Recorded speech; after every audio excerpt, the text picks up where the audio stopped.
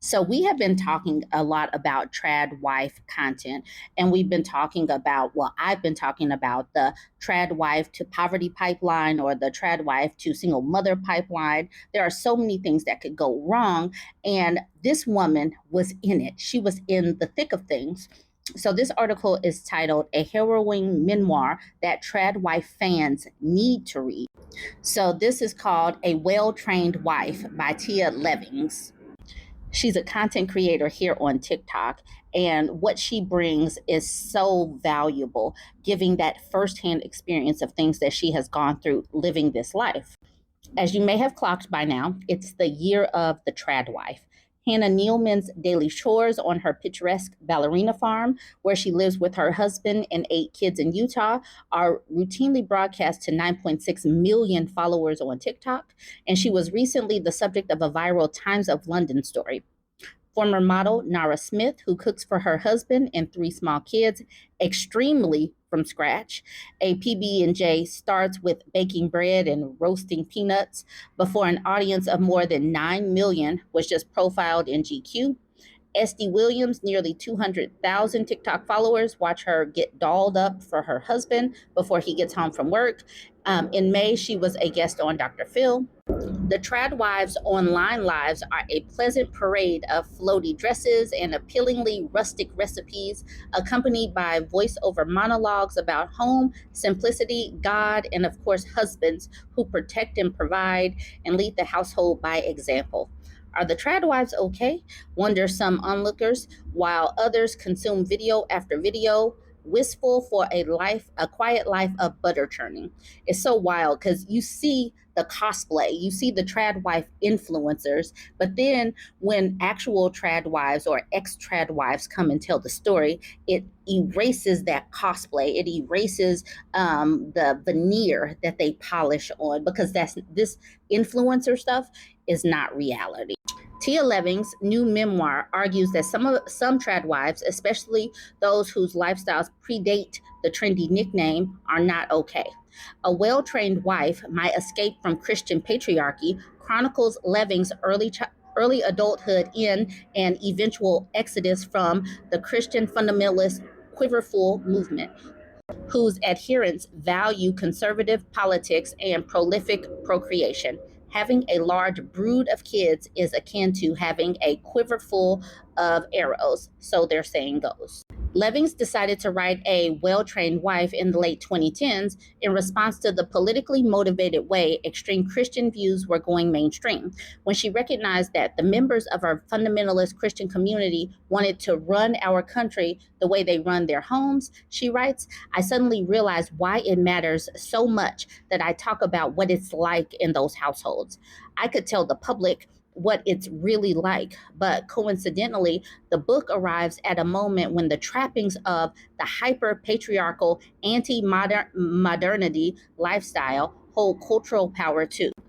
A well-trained wife offers a glimpse of the less wholesome aspects of the households where wives submit to their husbands, reminding readers that while spending their day growing their own food, birthing their babies at home, and serving their husbands are all perfectly valid choices for women. Behind closed doors, those living the offline religious version of the trad wife life may not be offered a choice at all. It might not be a choice. It might be something that they are compelled or forced into. Please don't get it twisted. A well-trained wife effectively establishes how extreme religions so wholly indoctrinate their followers by isolating them early. Born in the mid 70s and brought up attending a Baptist church in Jacksonville, Florida, Levings was taught to mistrust the outside world with its abundance of information and technology. Cancer, church leaders told her, was a punishment for the sins of humans. The 1986 Challenger space shuttle explosion was the natural consequence of scientists playing God. The United Nations was already plotting a future one world government that would arrest and torture people left behind in the rapture. Levings was also told from an early age that her best route to salvation was through marriage and cultivating a home. At 14, my job was to prepare to be a Christian wife and mother, she writes. In the first few chapters, a blossoming passion for art is discarded as a distraction from the path to glorifying God, and a brief consideration of Bible college ends when her church pastor, known for helping young congregants get into Liberty University, informs her that the church uses its dollars only to assist men called into the ministry. Instead, Levings married at age 19. Shortly before the wedding, Alan, her devout 21-year-old groom, abruptly forbade her from seeing her best friend, an ex Christian gay man. And soon after, Levings recalls, Alan replaced affection with quick, random, violent acts and physical punishments when Levings failed to please or obey him. It is Allen's seemingly insatiable thirst for ever stricter ideologies and schools of Christian thought that gives a well trained wife its momentum. Levings describes Allen's escalation from one strict congregation to another like an addict perpetually seeking a hit of stronger and stronger stuff, culminating in a hyper conservative fundamental church in Tennessee. Levings recalls wearing a head covering for modesty at the urging of Allen, whom she was to refer to as my lord. Excuse me, submitting to disciplined spankings, and at the command of church leaders, moving her flock of 4 homeschool kids to a dangerously isolated mountain community. Oh my goodness. Levings gets a brief respite from Allen's controlling behaviors after she persuades him to try the more egalitarian Orthodox Church. Allen's worsening alcoholism ends it. Notably, all of the aforementioned misdeeds, only his alcoholism is condemned by the church. Leving's only attempt to alert church elders to the abuse within her home, she writes, was met with an admonishment for not submitting enough. So she's the problem here, not him and his drinking, even though he's the one that is running the household. At a critical juncture, Levings recalls learning about the Duggars, the Arkansas family at the center of 19 kids and counting. Leafing through a parenting magazine, Levings writes she stopped short when she recognized matriarch Michelle Duggar's dress habits and her family chore chart, adapted from the teachings of Bill Gothard, which she and Allen once followed.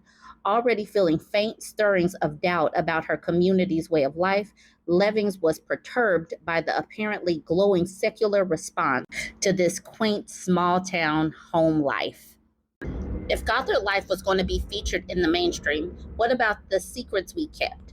The way Christian parenting authors Michael and Debbie Pearl recommend spanking babies, the way women couldn't vote, she writes.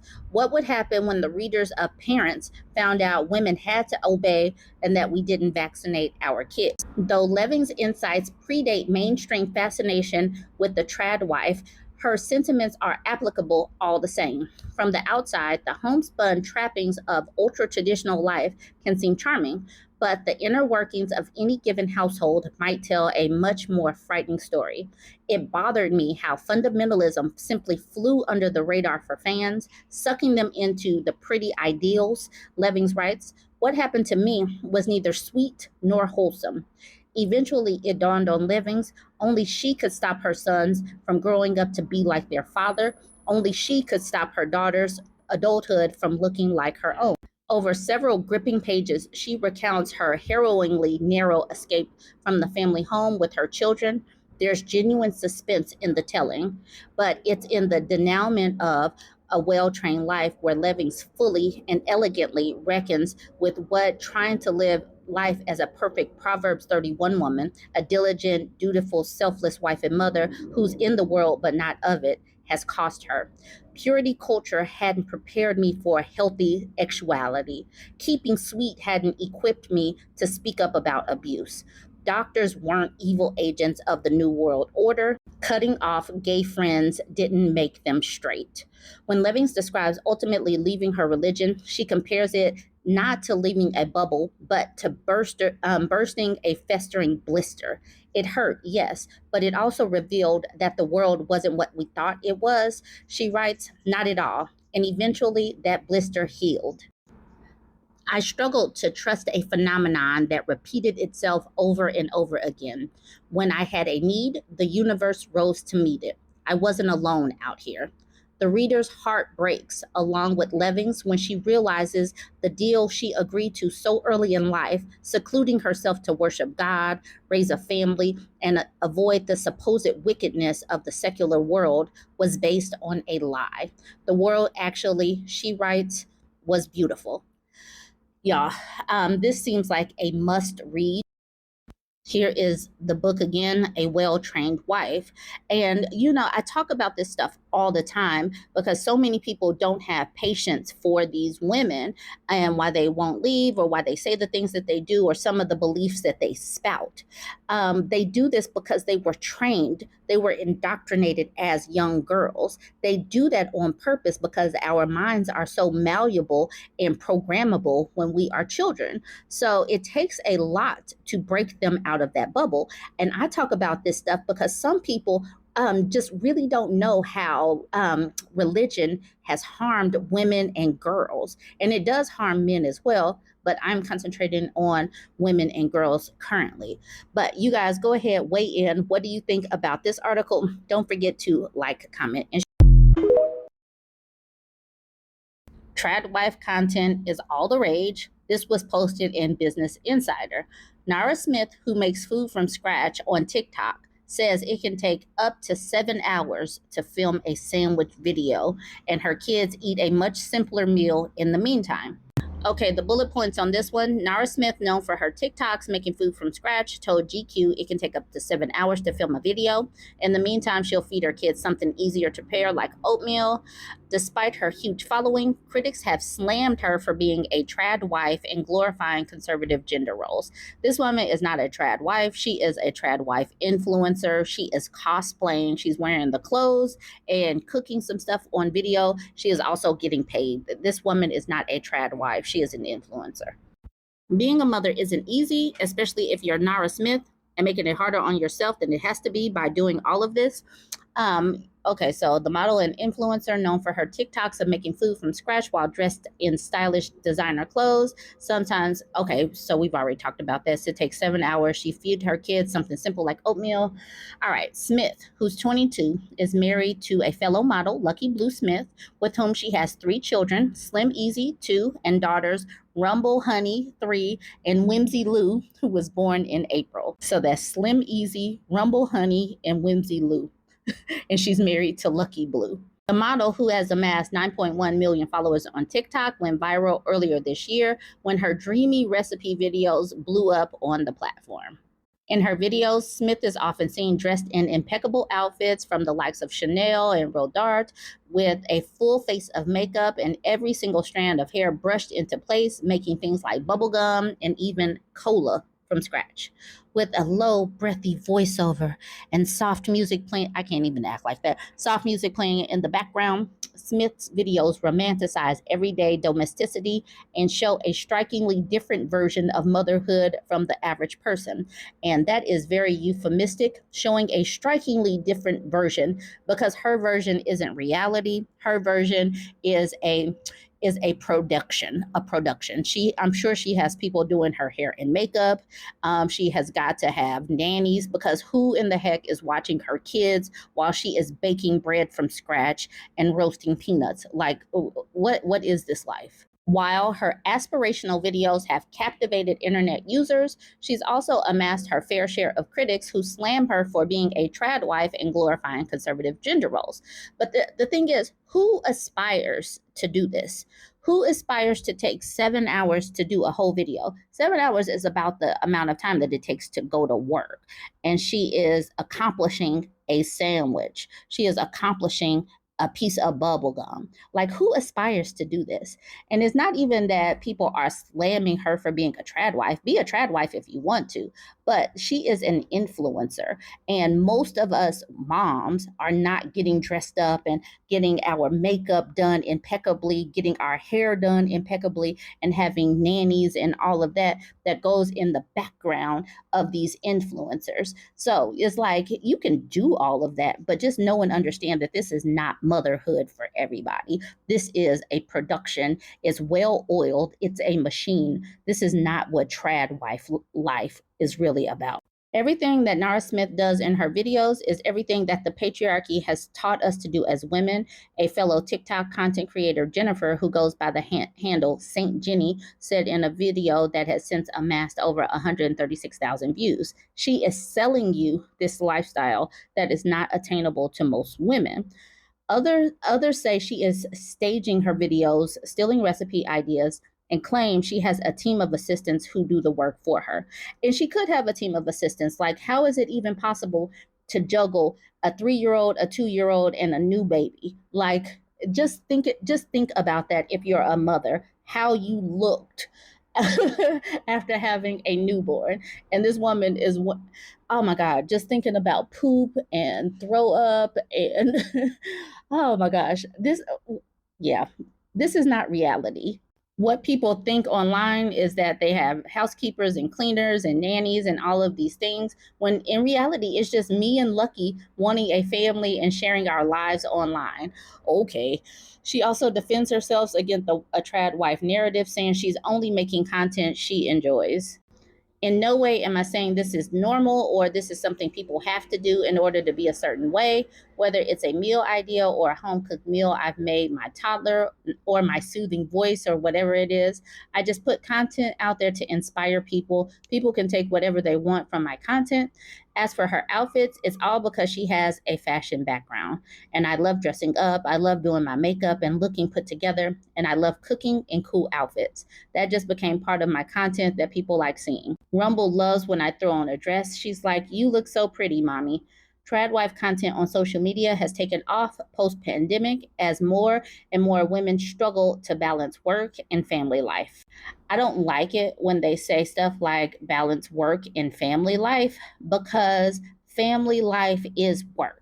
It's just that women don't get paid for the work that we do within the home, and it tends to be undervalued and underappreciated. So, all of the things that we do, like cooking, cleaning, organizing, taking kids here, there, and everywhere, teaching kids how to read, a lot of that falls on the plates of the mothers. And it is work. It would get paid if it were outsourced. We just don't get paid for it. So I don't like this whole women struggle to balance work and family. It's that the dads are not shouldering their percentage of the responsibility for the home life. The trend may also be linked to the rollback of Roe v. Wade, both of which feel like a step back in time. Some critics say TradWife content panders to the conservative belief that men and women have specific roles in society. It literally is a fantasy for the alt-right. Tyler Bender, a comedian and commentator who has created TikToks satirizing the traditional wife lifestyle, previously told Business Insider. Smith did not respond to a request for a comment. All right. So, I really didn't know about this Nara Smith until a couple of months ago. She has been, I mean, I've been a mother, I've been a wife and mother longer than she has been an adult. Nothing about her lifestyle, nothing about her life is aspirational, because it's not reality. I've already done the newborn children and just balancing life and trying to get some sleep and working on very little sleep. So none of this even comes to me like hating, because it's not reality. Just as, Falcon Crest and Dallas and Knots Landing weren't really reality. And disliking that wasn't hating. It's just like, maybe it's just not for you. It's just not for me to think that I'm going to wake up and put on a dress and then go cook some burgers. Like, yeah. But you guys go ahead and weigh in. What do you think about this?